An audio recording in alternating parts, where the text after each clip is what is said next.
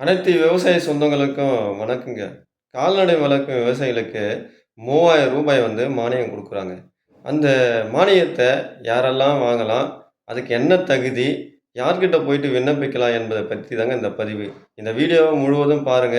அப்பதான் வந்து இந்த திட்டத்த பத்தி முழுமையா தெரிஞ்சுக்கலாங்க. வாங்க வீடியோக்குள்ள போகலாம். கால்நடையினுடைய தீவன பயிர் பற்றாக்குறை போக்குவதற்கு தென்னை, பழத்தோட்டம், மற்ற பயிர்கள் கூட ஊடு பயிரா தீவன பயிர் செய்வதற்கு ஏக்கருக்கு ரூ. 3000 மானியம் வழங்குறாங்க.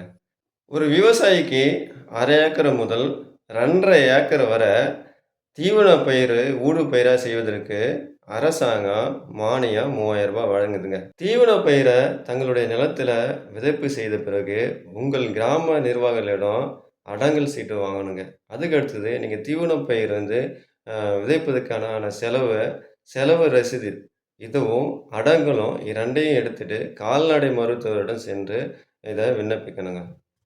இத்திட்டத்தில எஸ்சி, எஸ்டி பிரிவினருக்கும், பெண்களுக்கும், கால்நடை வளர்ப்போருக்கும் அரசாங்கம் முன்னுரிமை அளிக்குதுங்க.